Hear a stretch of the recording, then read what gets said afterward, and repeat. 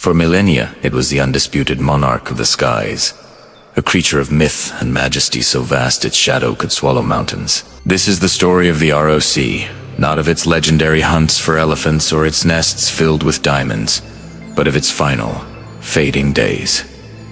This is the story of how an age ends. Our saga begins not with a bang, but with a whisper of change across the face of the earth. The world that had nurtured the ROC for eons was beginning to turn against it.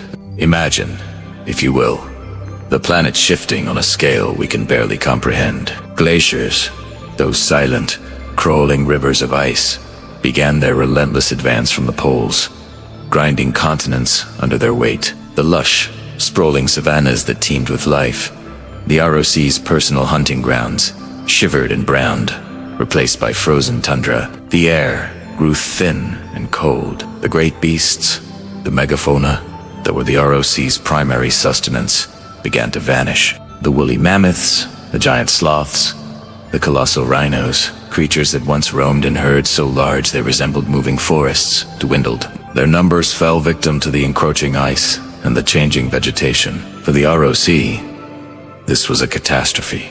The energy it expended on these epic journeys far outweighed the meager scraps it could find. Weaker now, its once boundless strength beginning to wane, the ROC grew desperate. In one fateful flight over a shrinking jungle, it spotted a relic from a bygone era.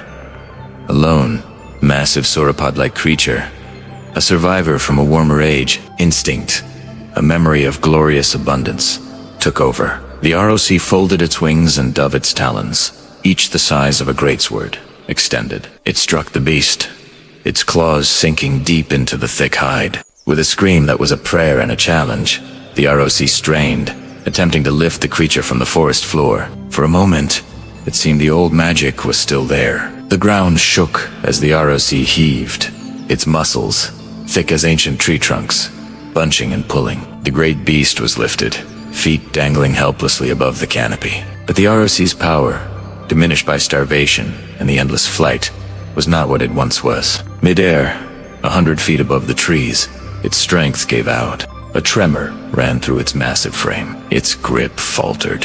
With a heart-wrenching cry of failure, the ROC collapsed, unable to sustain the lift. The creature plummeted back into the jungle with a sickening crash, and the ROC, exhausted and defeated, was forced to limp away, the taste of failure more bitter than any hunger. This failure was a turning point. The physical toll of this decline became visible. The ROC's feathers, once iridescent and shimmering with the colors of the dawn and dusk, began to lose their luster. They turned a dull, matte brown, like dried leaves. They became brittle, chipping and breaking in the harsh winds. Its magnificent wings, which had carried it above the clouds for centuries, began to show their age. The membranes between the primary feathers grew thin, tearing with the strain of flight, looking more like tattered flags than instruments of godlike power. Perhaps the most telling sign of its decline was the weather. In its prime, the ROC was a force of nature. The sheer power and scale of its wingbeats would generate their own weather systems. Storms would gather in its wake. Thunder was the echo of its call. Where the ROC flew, the skies obeyed. But now, silence. The air remained still as it passed. No clouds coalesced, no lightning crackled.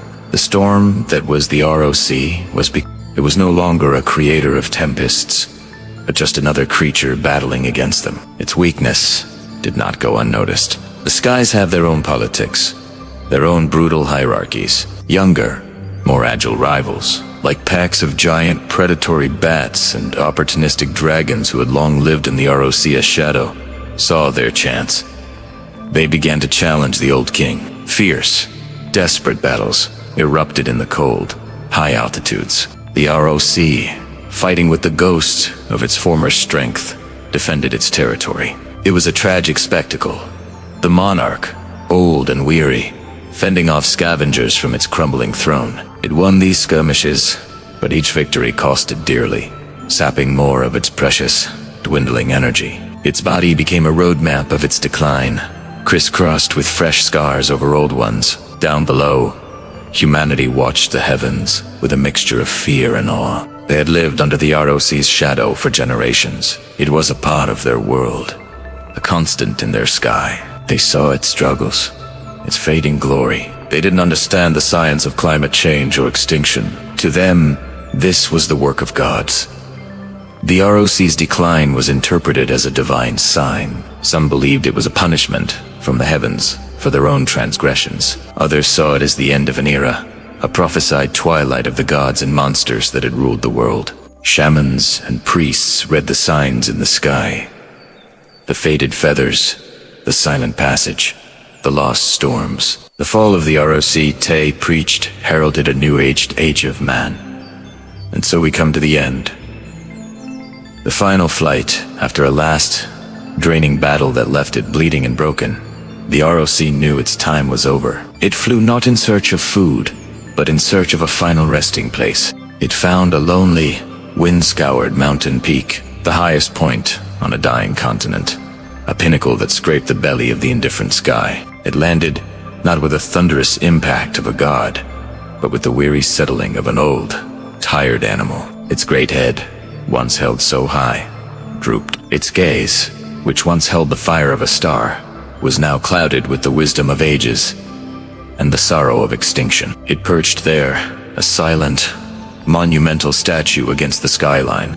It watched as the sun, a sphere of weak, wintry gold, began its final descent. The sky bled into hues of orange, purple, and a deep, melancholic crimson. It was the last sunset of its age. The ROC stared into it, unblinking, as the light faded, watching the world that had made it and unmade it slip into darkness. There was no screech of defiance, no final roar. There was only a profound, silent stillness, as the greatest creature to ever grace the sky sat and waited for the long, cold night from which it would never awaken. The legend was over.